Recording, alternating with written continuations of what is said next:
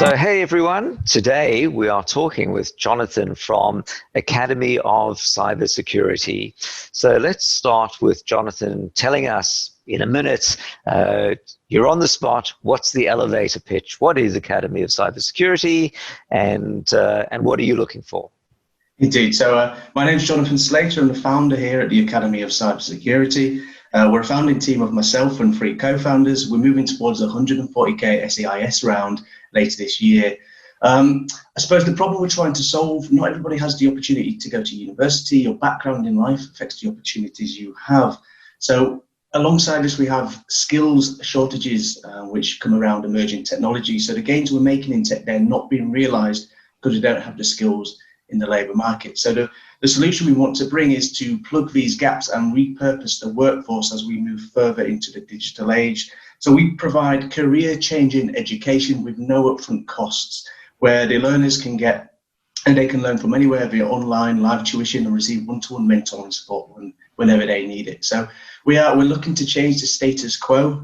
We want to revolutionise education and we're very tech focused as well. So the first domain we're starting with is cybersecurity. There's a huge need there, but we've got eyes on moving into other emerging technologies as well. I hope that makes sense. All right, so thank you. So what I love is I often like to ask people what the 60-second pitch is, and because that tells a story, and then we'll see whether your slide deck tells the same story. So the first thing is from your pitch, and I must say when I looked at the slide deck, it actually follows the same pattern. So I think in some cases it's a little bit backwards. So you started with the team and what you're looking for, which I think is usually the end of the story rather than the beginning of the story. And then I think the other thing that I picked up is that I find often founders will show a proposition that is sort of good for the world, which is noble and nice, but the challenge is unless you show something that people are looking for themselves, you find it's hard to actually have people going, I want that, and to get customers or users. So, sometimes you'll find the recycling company or the plastic collection company, they're going, the world would be a better place without X. But unless you can get to the actual utility of somebody going, I'm going to do X today, it remains something that vexes us because we want to do this, but we don't. Now, this is slightly different class, but let's have a look now, and I'll turn on screen sharing and look at the deck, and we'll go through things piece by piece. Your cybersecurity career starts here. So I think my take, so whenever I look at a deck, and I assume investors and others do that as well, every word you see, you're going to attach a meaning to, probably more than the author intended. So Academy of Cybersecurity, so this is all about cybersecurity. Now, you've told us that this is a model where you might change to later. So, it'll be the Academy of something else later. But as I read this, I think that I'm going to be learning about cybersecurity. So let's see how we go and if there's a cognitive dissonance anywhere. All right, so seed pitch deck. Okay, you told me you're raising seed, and it's June, which is great. Of course, if you put the date in, it means you need to keep updating it. So sometimes it might be better not put the date, otherwise you have to keep remembering to update it. Okay, so usually the first slide in a deck is the problem you're solving. You've jumped into almost the end of the story, which is, quite nice. You're telling me to set my expectations. You're looking for 140K SEIS. You've told me your founding team. So you've told me immediately you're not a team of 50. This is where you're at. You've set my expectation.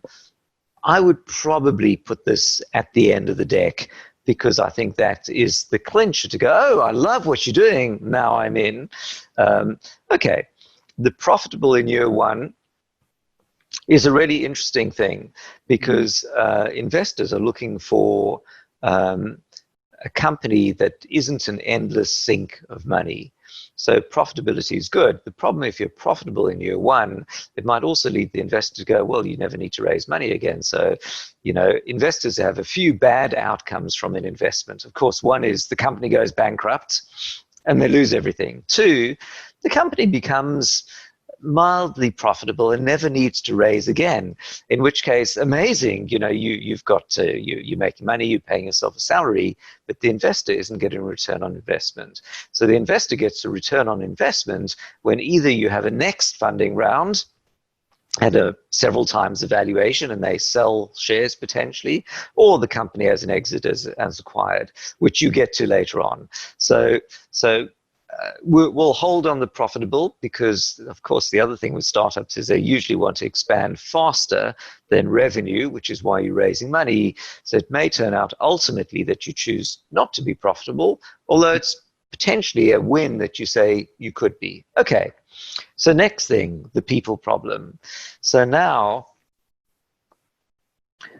this one I wasn't sure about, because I thought when I got to the slide and it says the people problem, I would expect something like a persona of John hasn't gone to uni, looking, times are tough, wants to get a degree in cybersecurity or something like that. It's a hot area. What does he or she do? So I think here you've explained sort of the worldview problem rather than the particular problem. But did you want to hop in at all with feedback, thoughts? No, that's fine. I mean, Okay. it's interesting that you mentioned maybe putting this across from a user persona point of view. I didn't, but that'd be quite interesting, I think. Okay, so I think what you've got, in a sense, you've covered that, because you've got on the left, didn't go to university, so that's the person problem. Then in the middle, you've got the society problem. There are skill shortages. And then you've got also the sort of society or noble solution, which is to plug them. So I think you've conflated three different classes of things, and it might be better to tease them apart and have them on several slides, and maybe keep some and lose some. So this slide could have said, maybe there's two personas, one male, one female, or one in one sector, one in another, or something like that. So we empathize. Here is Jill, wants to do X, couldn't do Y, we've got the solution. And then you may cut to another slide which says, this will benefit society or something like that, if you think there's a value to doing that, as opposed to it being a diversion. Okay, so now we've gone from the person problem, it seems, to the cybersecurity problem. So I'm not sure cybersecurity has a problem. I suppose companies have a problem. So this is probably companies looking for solutions, and why the people you train are now going to find a job, presumably, is what I'm teasing out. So there's a big cost to cybercrime. I guess whenever people put numbers, I always like to see, is this global or is this UK? I mean, I've heard that cybercrime is much more than 4 billion. So in the UK, but if you start at 4 billion, that's a decent size potential market of people looking to buy solutions. Okay, skills shortage, and okay, fine. I like the image of the person face palm. Okay, so we've established somewhat that there's a problem. Okay, so now we get to the solution.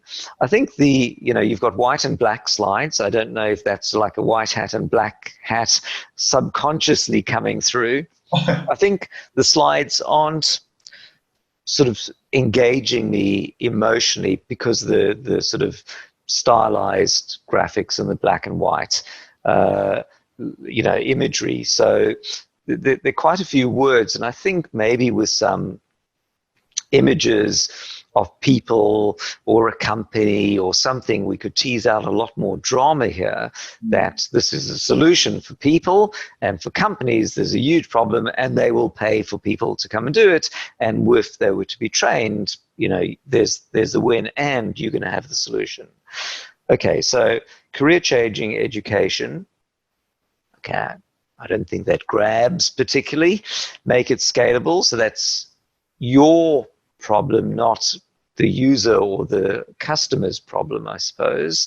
And workplace focused, I'm not quite sure what those mean. So I think here we can take some abstract words and try to make them harder hitting, or lose the slide if it's not adding value. So, okay, so we've moved from the normal format. We're moving along from what we're offering, what it is in more detail, how we do it, and then soon we'll get to the competition and so on in a moment. Sure. So, I've got a question actually. Yep. I suppose two types of pitch deck I've been thinking about is this pitch deck would normally go along with a narrative, whereas sometimes you might have a pitch deck which is sent electronically. Should you have two different types? So if I'm pitching this, obviously I have a narrative to build on the slides we've just had a look at. What's your take on that? that is an excellent point, and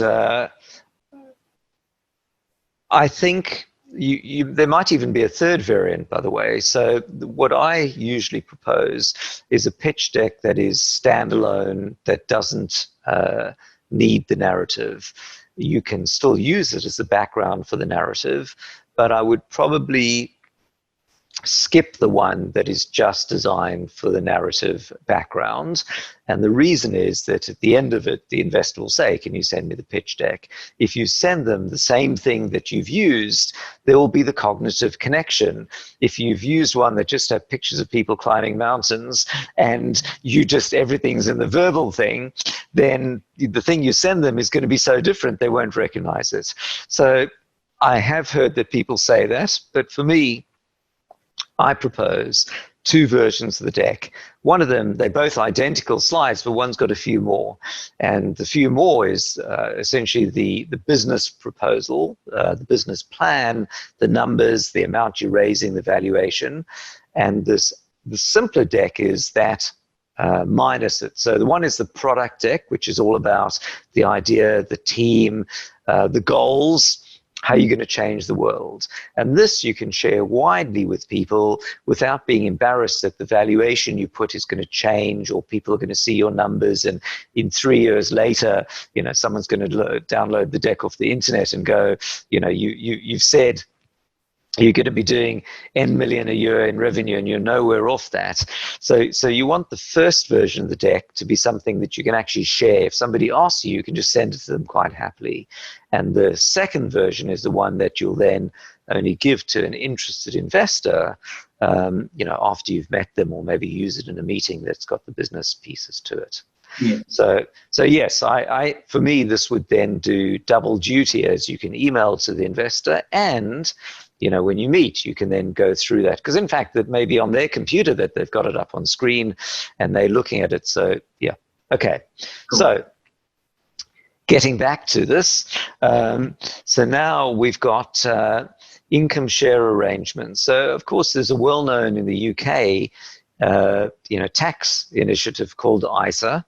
So whenever you say ISA, particularly here on the later screens, I'm thinking about the ISA tax initiative. And I guess, are they the same here, or are they different things you're talking about? Yeah, different things. So income share agreements equals ISA throughout this pitch. I suppose every time we want to mention them, it'd be ideal if we could shorten it. Okay, so tell me about the income share. So this is because you mentioned that the proposition is for free. So I guess the model is somebody, you're subsidizing their education in return for some share of their income later. Is that correct? Exactly that, yeah. So they receive their education with no upfront costs, so it's accessible and affordable. And then what we do, we take a percentage of their future income for a set period of time. So they repay their tuition in that way. So it's quite popular in the USA, but not so in the UK. All right. So, the fact that I kept thinking ISA is something different. Of course, there are, only so many three-letter acronyms you can come up with. It's always going to, match something else. But it's something to be aware that an investor might jump on, particularly since an investor might have set up their own ISA and they're wondering what it is. Okay, so I think if your goal was to show that you don't charge the tuition up front and you do get a share of their income later, this could be done in a way that really teases that out a lot more. So you might have the picture of the person in class saying free, and then the person earning money and, some split of the money or something like that to show what fraction you get for how long. So I think this could have been brought to life, because when I went through the deck originally and flipped through it, and, an investor would probably do the same, it wasn't quite clear how that works. And I think that could be brought out more. Okay, so I think again, and maybe we see a similar theme, which is you've got three classes of things coming together in a slide, and I don't know if they all belong in the same slide. So over here, you've got maybe the user proposition.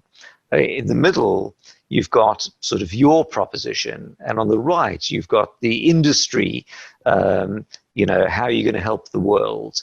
And by putting them all in one slide, I think if you had established this is the theme, how the different things we do will help different parties in different ways, but I think it's a bit more subconscious, and so you left trying to figure out which of these to focus on. And since nobody reads anything these days, your best bet is to make it, I think, in my view, one thing, focus on it, big and bold, super clear. So, Jill, 0 upfront costs, picture of Jill at desk. 2, next slide, Jill in a workplace. Jill, 20% of income or whatever goes to Academy of Cybersecurity for N years. And now you've shown me, I think, a more powerful way, the model. Okay. So now it says the first course. So I'm guessing at some point you can tell me about the second course or other courses, because every word has a meaning. So a career-changing cybersecurity bootcamp. Okay, so bootcamp is a different word to academy. So you've taken me on a different path with the word boot camp. So that sounds like a short sort of military training exercise, whereas academy is more academic. So I would be a little careful about putting the word boot camp in, and maybe explain, more clearly what is it. It's a 6-week course of, evenings only or something like that. So, exactly, that's what it is. Learn from anywhere, live, online. Okay, great, super important these days. One-to-one. Okay, so I'm picturing some webinars and some material with one-on-one chat and videos and so on when you need it. So tell me from that what it is that you had in mind, and when you tell me, maybe that would then be, another way of doing the slide. Yeah, indeed. So I suppose what we mean by bootcamp, it's a 600-hour course which can last either 4 months or 6 months. So if it's 4 months, it's full time, so 9 to 5 basically. And the idea in regards to what it looks like delivery-wise, so the education is delivered in Zoom. We've got another couple of pieces in tech which help with the education delivery. But yeah, it's very much, I wouldn't say military, but quite an intensive program. Okay, all right. So 4 months full time is pretty serious. So it's not I'm doing this on weekends for a couple of hours and then I'm a cybersecurity expert. Okay, so I think, by the way, showing that, and by the way, here it is on the very next slide. So maybe the previous slide really wasn't adding much value, and we could just go with this. Yeah. So I think you've got the familiar pattern of 3 things next to each other on a page, and I think here, 600 hours, cyber analyst role, team-based, probably 3 cyber certs. Okay, so I think also another way, just looking at this, is, if you want to show the heightened drama and the success of things, here it's actually done in a low-key way. It could have been, intense. Slide 1 is intensive 600-hour course over either 4 months, or 6 months, evening and weekends. And then the next slide, somebody with a nice, gown and graduation thing. At the end, successful candidates includes 3, get 3 up to 3 cyber certifications, and so on. So you've shown it as a story rather than just, blocks. Would be a thought. Okay. So now, walk me through this one. So my reading is you've already got 500 students and 80 mentors. Is that correct? Well, we've had 500 student applications, so the course is okay. But we've got demonstrated traction in regards to people who want this or want to enroll on this course. Okay, so that's awesome. By the way, 500 applications. I think when does the course start? Good question. Ideally, we're running a pilot cohort from September through to February. Okay, so I then might suggest changing the slide to say pilot cohort starts whenever. We'll have up, for 50 people or something like that, and then amazing 500 plus applications, 80 plus mentors. So show me what you're going to have, and then show me that it's oversubscribed, which might be, and then I've got more information as to what it is. Okay, so now we've got a rather interesting slide that I have no idea what it means. So walk me through this one. Well, I was trying to articulate the income share agreements in further detail, but maybe this graphic doesn't do it justice. The idea was to talk through this where the learner gets the funding of their qualification or the course for free, and in exchange they'll see an uplift in their income. Once they've got this qualification, then we take a percentage of their future income. So it's trying to visualize the idea of income share agreement. Okay, all right. So I think you're showing me two things here. One of them was the obvious question I've been wondering, which is how much do you take of the income and for how long? That's the 15% of the 36. The bit that I hadn't thought about, which you've put in here, is the fact that they're going to earn more than they would have otherwise. And is it necessary to mention that? Because I might have been thinking they would be not employed at all, so they're going to earn a lot more as opposed to just a little bit more compared to what they could have been doing. So I think, to me, the key nub of it, this is how your business is funded. It's, our business model, we take 15% of the salary for 36 months, okay? Obviously, there's something about, there's going to be some legals about how you actually do that and how it's paid and so on, but we'll, I don't think we'll delve into that here. But of course, some work will be needed to make sure that you reliably do get paid and what happens if people don't and so on. But these are all details like any, this business model later. Okay, so the student economics. Okay, so they're going to earn 35K a year, you think, once they've graduated from this course. All right, we won't delve into how you got to that number, but it might be useful because that's, if I'm thinking as a cybersecurity professional, I might be thinking 2x that salary. So this is an entry-level one or wherever. So you might show why it's that level or where they sit in the market or what the average salaries and so on are. Okay, so now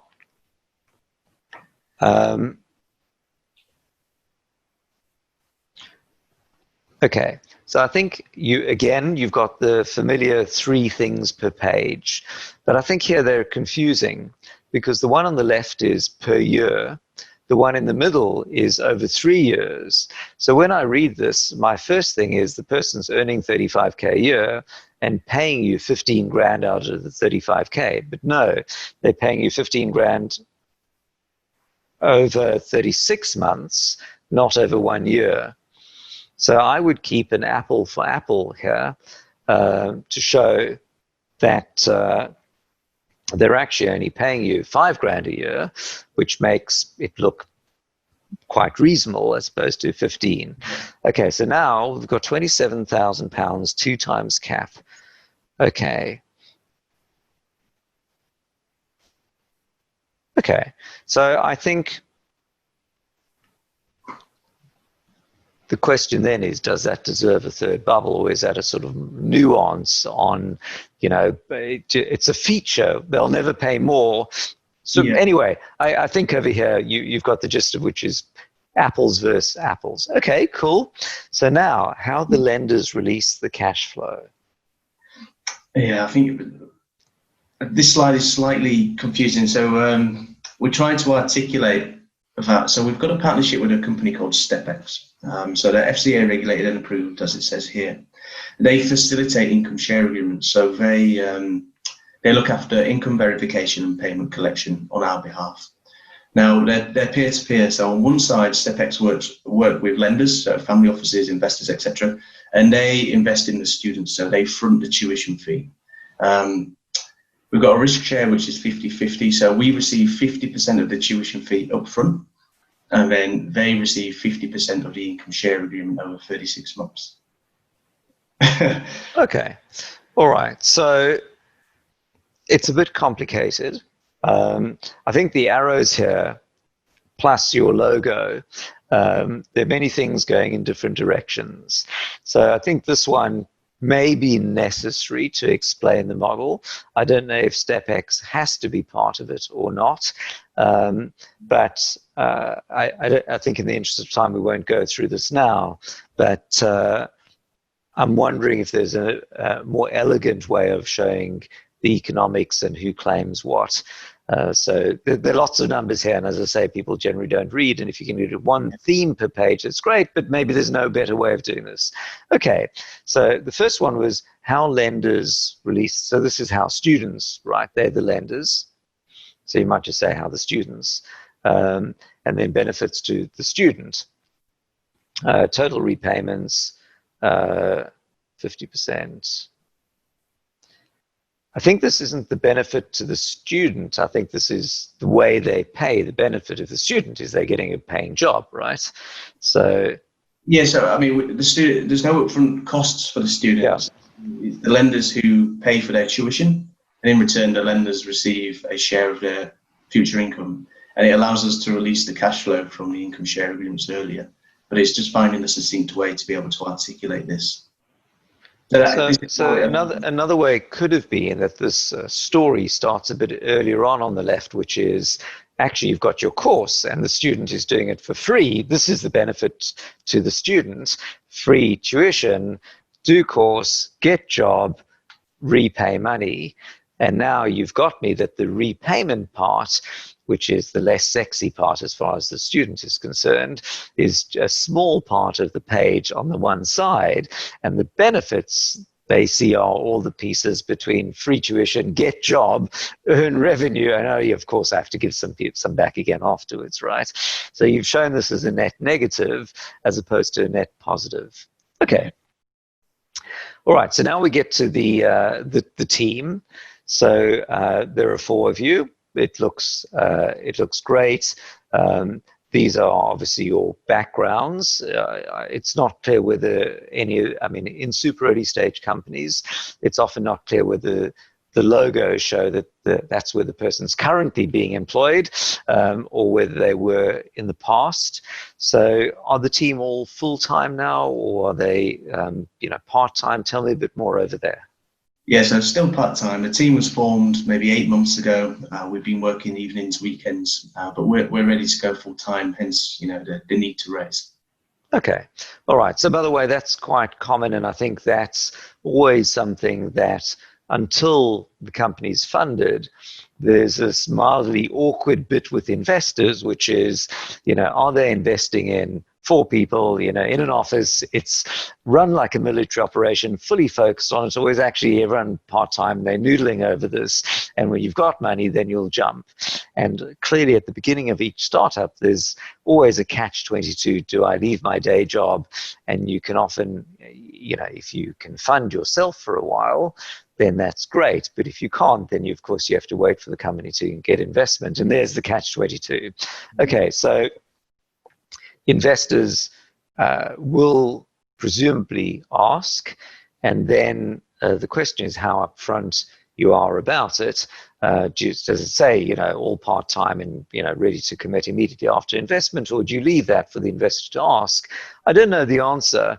Obviously, you don't want to mislead, and there's nothing to indicate that that's the case here. The only question is, do you sort of show that the intent, and often it's, by the way, the case that the founder's full-time, but the CTO is going to commit and is busy coding on the side in the meantime, and so on. Okay, so you've got founders. I think for me, what's missing here is you've shown me that your next course, or told me that your next course is going to start, but what I'm interested in, what have you built so far? And maybe that's coming on the next slides. So I'll hold that question for a moment. All right. So now you've told me your milestone. I don't think, by the way, the raising money is the relevant milestone for the investor. That might be for you, but for me, that's the enabler. So your year zero, I'm not sure what year zero is, but you might say milestone for 2020 or 2021 or something like that, because year zero is, well, I don't know if that's 1 year or just like yesterday or something. All right, so finish curriculum, make 2 key hires. So with the 2 key hires, were they the same as the people from the previous page, or are they new people? They would be new people. Okay, so you might say make 2 additional hires, right? Or you might say who they are, I mean, as in, Java developer and Angular developer or marketing person or something like that. Okay, run 5 courses, 40 students per course. Okay, so another way of doing this, by the way, might be to show it as a timeline, which is, starts January 2020 or something, and then every quarter or something like that. And now on that timeline, you can show hire CTO, start first course, run pilot, get this, get revenue, and, you might arrange it so things go upwards in a sense, and show traction. And that is, I think, often a more compelling way of doing this along a timeline. And then, the funding part comes in and you can see things accelerate from there. And then the investor also sees a story, oh, my money goes to move things along. Okay. So now we get forecasts. So the forecasts are always interesting. You might, per my mention, have the 2 versions of the deck, one of them without forecasts and one with forecasts, and the one without you can share more widely than the one with. So that when it comes to forecasts on an early stage startup, the challenge is always how aggressive they should be. If you showed me that you're doing 200K a year revenue after 3 years, you can probably hit the figure, but you're not enticing me to invest. If you told me 100 million in revenue after 3 years, it sounds awesome, but I know there's no way it's going to be true. So I think the numbers you've got here are compelling, and reasonably ambitious. I think if you're saying 6 million in revenue in year 3, that would be awesome for any company.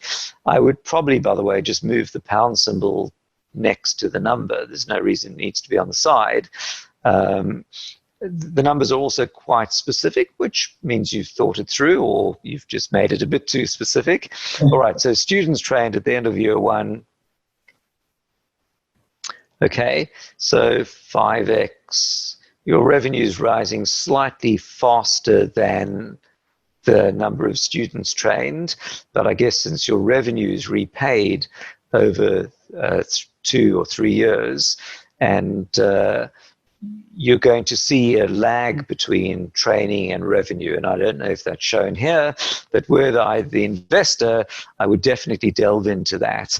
So, you're putting your work up front, but you're getting payment sometime later, which means you have to, fund yourself more in between, and that might be reflected, in your modeling, or maybe it hasn't been reflected and needs to be.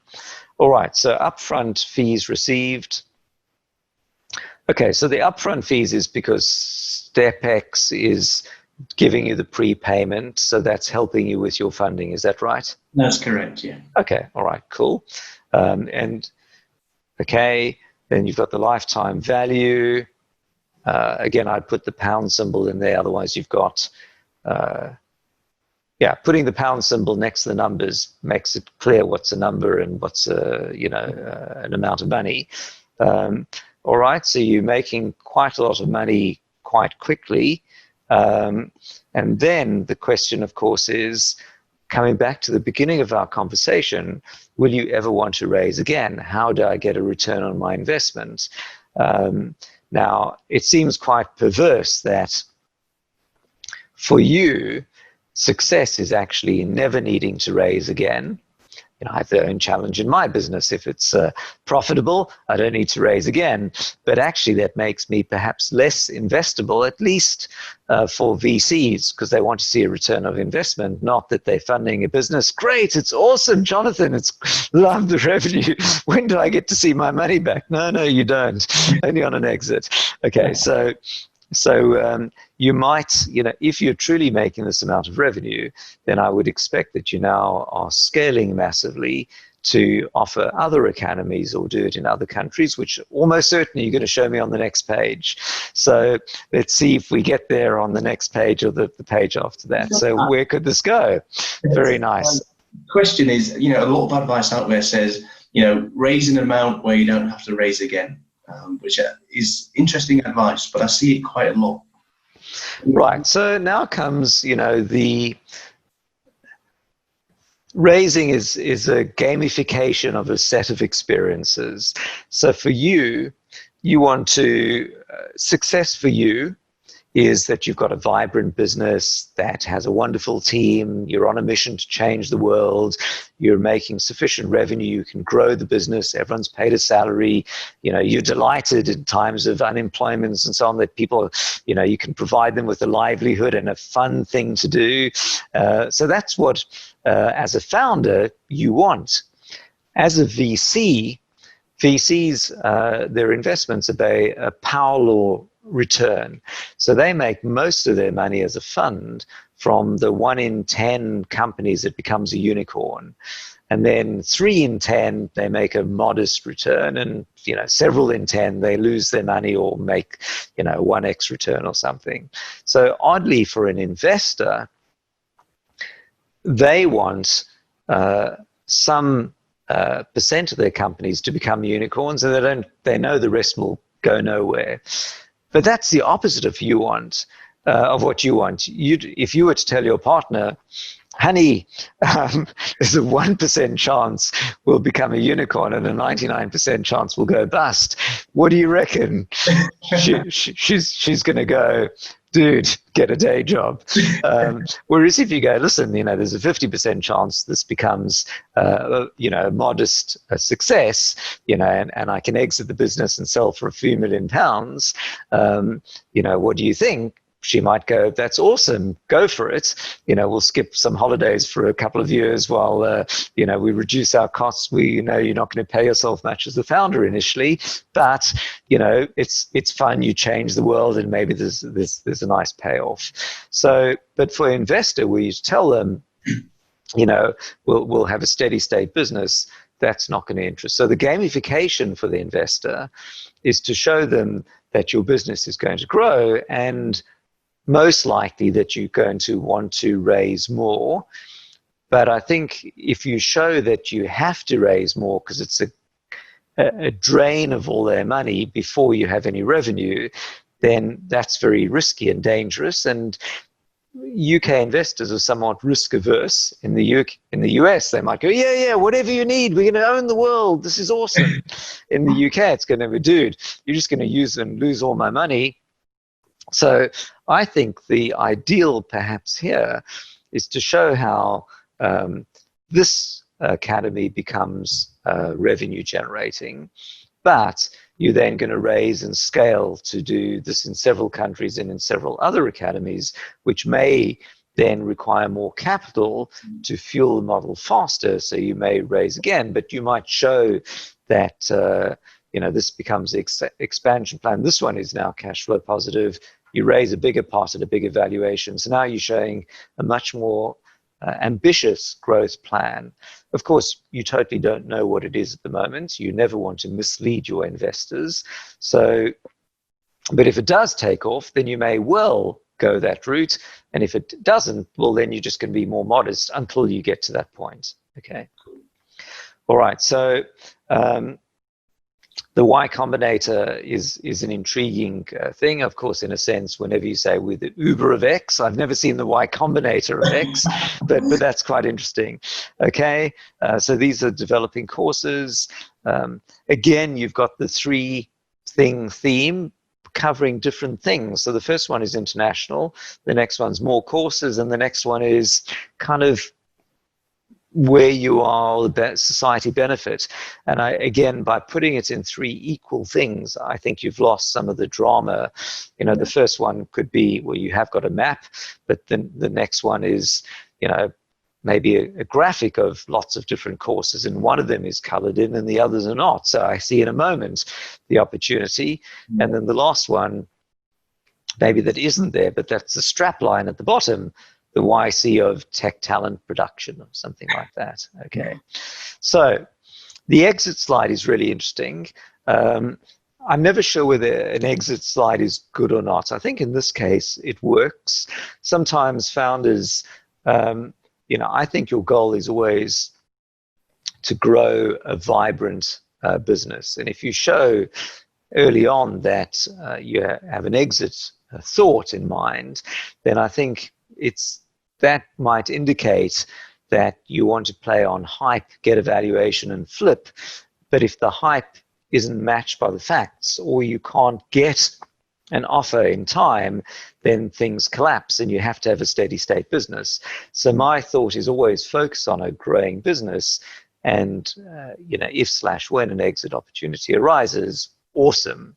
Here, I think you've probably got it about right, which means you're thinking about it, but it's not like we plan to exit in 2 years, right? So I think what might be interesting is if you were to show on the slide how many years in these companies were before they were acquired. So Flatiron School, 31 mil valuation, is either an awesome result if it's, you know, 2 years in and they raised £3 million, or not such a good result if they've raised £40 million and it's 5 years in. So you might want to quantify these slightly. Okay.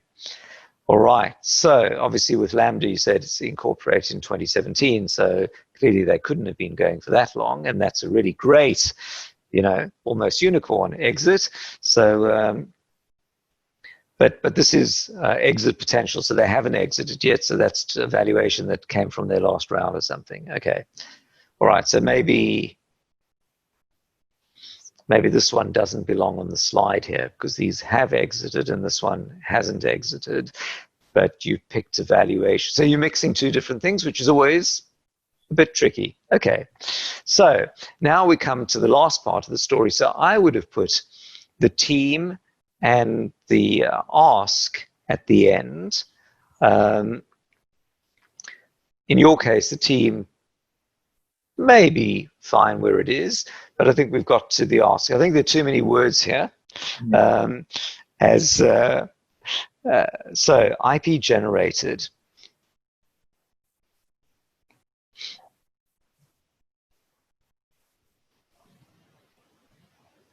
Okay, so you're mixing two things here. One of them is the value that my money brings, which is the IP generated, and then what it's being spent on, and maybe also what it's buying. So there's kind of three separate things being conflated in quite a few words. So, and as well as a marketing cost, so customer acquisition. I think this could be split into two, which is, you know, raising 140K and then it's a use of funds. And the use of funds I've seen elegantly done as a sort of a bar, and, you know, 50% is tech acquisition or something like that, 30% is marketing, 20% or whatever is overheads. And then you get to see in a moment the gist of the business. Is it mostly tech dev? Is it buying stuff? You know, is it all marketing spend? And I quite like that. Yeah. The IP generated. I suppose I wanted, so I mean, the way we're spending it, there's a percentage where it's funding the founding team to go full time, which isn't always the most attractive case. So I wanted to demonstrate that there's what we're generating with that time, I suppose. Because if you, yeah, but by the way, you know, 80% of the funding of all startups is salary. So I don't think there's anything to be embarrassed about funding the team to be full time. In fact, that's why you're raising money, so that they can go full time. So in fact, you're paying for the team. You know, if you weren't paying for them, you'd pay for hiring a tech team. So I mean, the investor might be asking, well, can they salary sacrifice and take some shares instead? And of course, you're going to explain that they're going to do that.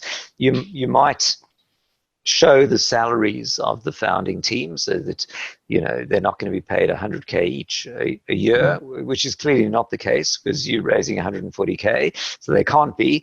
But yes, I think the use of funds slide as a graph might make that clear.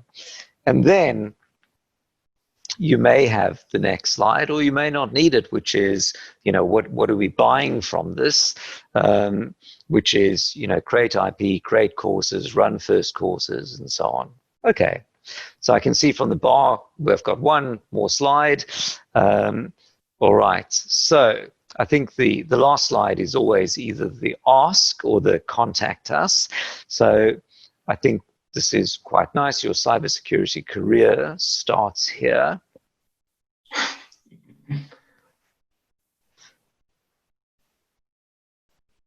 It says careers instead of career, maybe. But so the question is, could you put this in a more action-oriented for an individual? So maybe, you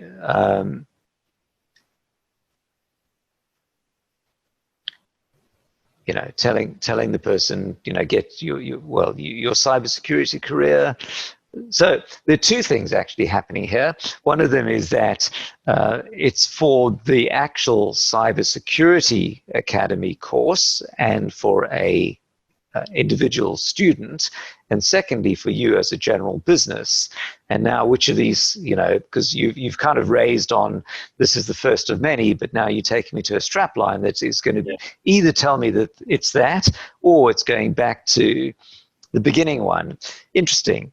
I don't know the answer. I'm going to switch off screen sharing. Yeah. So from that, number one, was that useful? And number two, are there any questions or things we didn't cover or things that I can add value to? Yeah, one question specifically is, I know there's a few different use cases of a pitch deck, but in your mind, what is the overall purpose of a pitch deck? What's the final outcome you want to achieve? This is an excellent question. So there's a purpose to everything. So what could the purpose be for a pitch deck? It could be one of the following. It's to go to an investor and to give you money. It's to go to partners to want to partner with you. It's to want to go to your business affiliates or something to come up with business arrangements with you. It might be to go for your students themselves, but with that in mind now, you clearly can see it's, you know, horses for courses. So you're not going to take this deck to students because they don't want to know your unit economics that's between you and your investors. So in this case, the answer is super simple.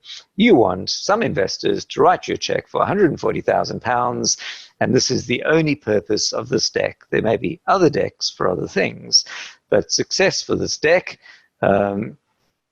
you know, I think in Jack Nicholson in the movie As Good as It Gets, you know, he said something nice. He was a bit of a bastard in the movie. He said something very nice to the lady, and she said, "Oh, that's the nicest thing anyone's ever told me." And he says, "I may have overshot the mark. My goal was only for you to not leave the table." And so your goal with the pitch deck is no more than to get the investors to give you the or invest the money that you're looking for. And if you've achieved that goal, you know, people go, "This is the best pitch deck ever I've seen." Actually, you may have overshot the mark. I just needed you to write a check for 140K and we're done. Yeah. Okay, cool. But yeah, tremendously valuable. I think the key takeaway is actually being able to storify the deck a little bit more in terms of articulating the idea from the perspective of one of our customers, Jill, who comes through the course, and these are all the benefits of Jill, but also the benefits for the company, for the investor. To be able to storify it a bit more is and I'm delighted that you've said that, because I think it's a pitch deck is in fact a sort of 3-act drama. Why are we doing this? How's it going to work, and why you want to be in. And then I think the second thing is that often, and I'm delighted that you'd said that, showing it from the point of view not of the investor but of the potential customer, because I think too often people try and present an abstract proposition, and that leaves the investor. The business will really work if customers want it. So if you were to show me a deck that shows why a customer would want it, I think as an investor, I'm going to much more readily buy in.